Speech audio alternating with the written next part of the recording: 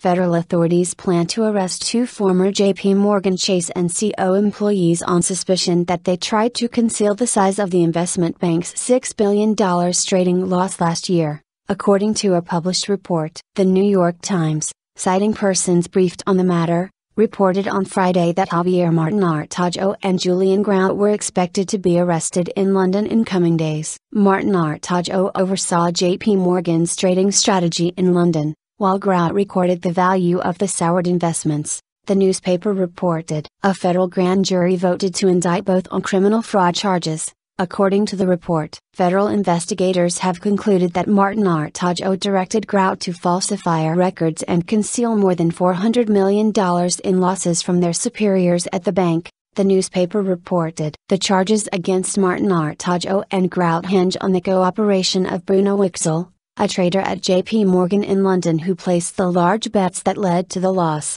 According to the report, Ixel, dubbed the London Whale, is not a target of the Justice Department or the Securities and Exchange Commission, according to a separate report in the Wall Street Journal. The U.S. Attorney's Office in New York declined to comment late on Friday. A call left by the Associated Press news agency with the FBI office in New York was not immediately returned. Risk-taking concerns. The trading loss disclosed in 2012 was an embarrassment for the biggest U.S. bank and raised concerns about risk-taking at Wall Street banks 4 years after the financial crisis. Reuters news agency reported on Thursday that Ixel was cooperating with the government and would not face any charges. His cooperation is essential to any arrest, the same sources said. Lawyers for Martin-Artajo, Ixel and Grout did not immediately respond to Reuters' requests for comment on Friday. All three employees have since left the bank. JP Morgan had to scramble to unwind Ixel's derivatives positions after they came to light in April 2012.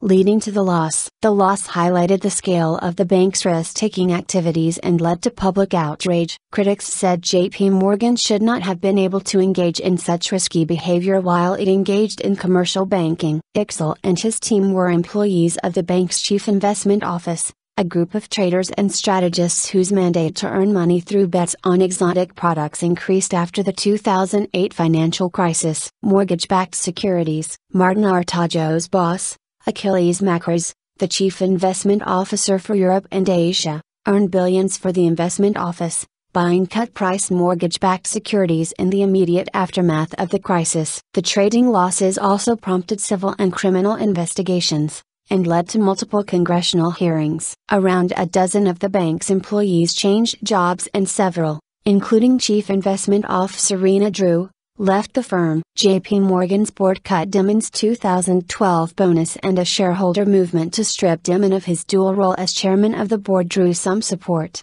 though it ultimately failed. Two JP Morgan directors left earlier this year. The criminal investigation is focusing on whether anyone responsible for the trades tried to deliberately hide the losses them by inflating the value at which they were recorded on JP Morgan's books at the height of the scandal. During the first half of 2012, a source familiar with the structure of the group said Grout recorded the prices of positions on the trading book for the team. A series of communications between Ixel, Martin-Artajo and others in the bank also show that throughout the early spring, as losses mounted in the portfolio, Ixel argued for the group to cut their losses and sell their positions, but he was ordered to keep increasing them.